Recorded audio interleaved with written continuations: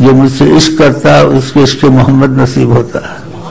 یہ اسی دین ہے جو دل سے میں سے جڑتا ہے تو رسول اللہ کی زیارتیں نصیب ہوتی ہیں.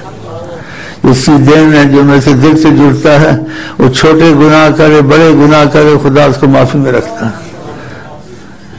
یہ تجربہ کر رہے ہیں. سن لیا صاحب نے کہ شیخ امین کیا دعویٰ کر رہا ہے.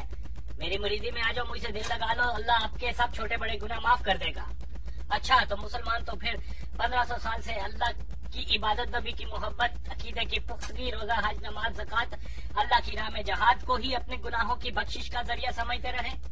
اور شیخ امین کا مرتبہ تو دیکھو کہ کیا تک کسی نبی نے جو دعویٰ نہیں کیا, لیکن یہ ہندوؤں کے ہنومان کی شکل والا شیخ امین کر رہا ہے. کیا کسی نبی نے اپنے صحابیوں کو کہا ہے کہ آپ کو کھلی چھٹی ہے کہ جاؤ ہر قسم کے چھوٹے بڑے گناہ کرو, آپ کو اللہ نے بخشا ہوا ہے؟ نبی ہو یا کوئی ولی, سب نے فرمایا کہ شیطان کے غضب سے میں نہ آؤ, یہ تم کو گناہ کی طرف راغب کر دیتا ہے. تو معلوم ہوا کہ شیطان سے بچنے کی وجہ یہ ہے کہ گناہ سے بچنے کی ترکیب ہے. تمام انبیاء نے گناہوں سے دور رہنے کا حکم فرمایا. کسی صحابی نے نہیں کہا کہ ہم تو امت کے بہترین مسلمان ہیں. نبی پاک صلی اللہ علیہ وسلم نے بھی ہمیں جنت کی بشارت دی ہے, جنت کے تو حقدار ہیں, تو چلو ہم بھی گناہ کر لیں معاذ اللہ. جس صحابی کو اللہ کے محبوب نبی صلی اللہ علیہ وسلم نے جنت کی بشارت بھی دی ہوئی ہے, لیکن وہ پھر بھی شب و روز اللہ کی عبادت میں گم ہے, خوف خدا دل میں رکھ کر آنکھ خشک بند کر کے عبادت الہی میں ڈوبا ہوا ہے کہ اس نے دیکھا ہوا ہے کہ جنت کے مالک اللہ کے محبوب نبی کا طریقہ عبادت کیا ہے, اپنی امت کو بخشوانے کے لیے کتنا فکر مند ہے کہ ہم وقت اپنے رب کے حضور سجدہ ریز ہے. اللہ سے اپنے گناہ بخشوانے کا جو اصول اللہ اور نبی نے بتایا ہے وہ طریقہ شیخ امین کے طریقے سے بہت مختلف ہے. اے مسلمانوں ذرا سوچ لو کہ کون سا طریقہ تم منتخب کرتے ہو اللہ سے اپنے گناہ بخشوانے کا. اگر آپ شیخ امین کا طریقہ اپناتے ہیں تو نبی پاک کے طریقے سے دور ہوتے ہیں. تو یاد رکھ لو کہ جنت کے مالک سرکار دو عالم صلی اللہ علیہ وسلم ہیں, نہ کہ یہ مرتد گستاخ دیوبندی دجال شیطان کا مرید ابلیس کا چیلا, جھوٹوں کا سردار, جھوٹوں کا حقدار.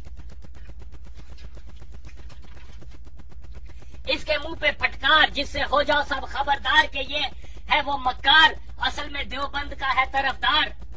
چلو ادریسیوں مزے کرو, تمہارا خدا شیخ امین اس نے تو تم کو زنا کی, چوری کی, قتل کی, ڈاکے کی, شراب خوری کی, جوا سود خوری, دروغگوئی, مجتنی, ہم جنس پرستی, ماں کے ساتھ بہن کے ساتھ سب گناہوں سے بخشوانے کی نوید مسرت عطا کرتی ہے. واہ جی واہ, کیا شارٹ کٹ مارا ہے شیخ غیر امین نے, بے دین نے, کہ صرف اس کے مرید بن جاؤ تو سب بڑے چھوٹے گناہ معاف.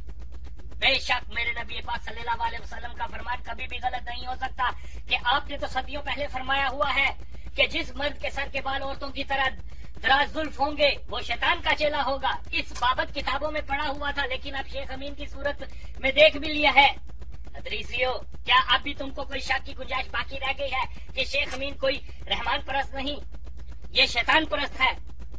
غیرت کرو اور اللہ سے ڈرو, توبہ کا راستہ اپناؤ. دیکھو یہ آدمی مسلمان نہیں ہے, آپ لوگ اس کے چکر میں آ کر اپنا اور اپنی آئندہ نسلوں کا ستیہ ناش نہ کرو. اور اس خبیث کی ایک اور منافقت سنو.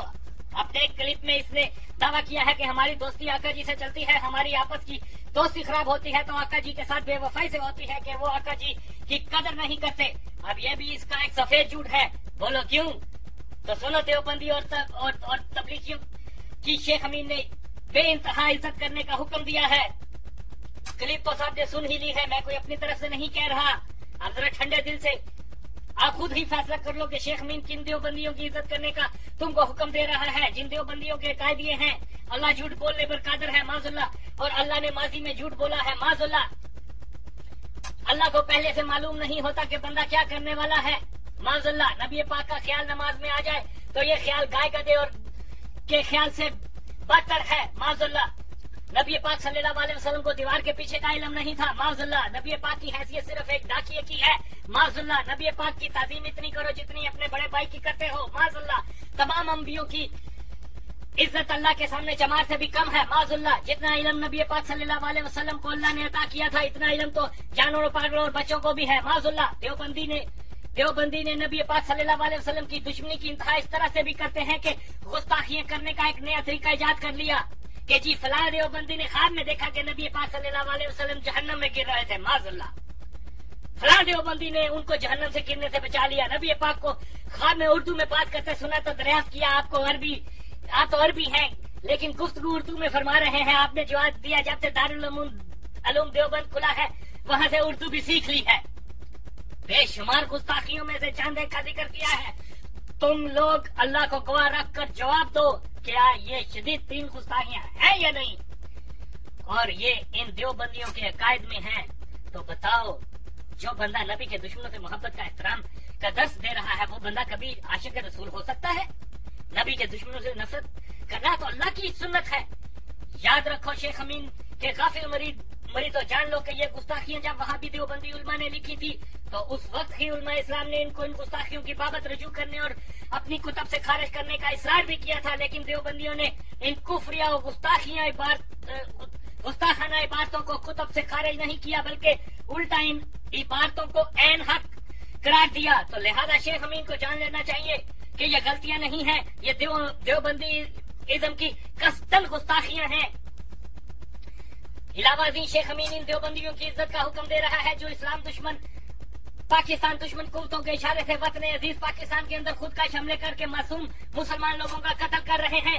یہ وہ قوتیں ہیں جو ہرگز اسلام دوست نہیں ہیں اور نہ ہی پاکستان دوست ہیں، اور دیوبندی جو کفار کے اشارے کے منتظر ہیں اور پاکستان کو تباہ کرنا چاہتے ہیں وہ اللہ کے حکم کو نہیں مانتے، اس کو نظر انداز کرتے ہیں۔ تو بتاؤ کیا کبھی ایسے لوگ بھی قابل عزت ہو سکتے ہیں؟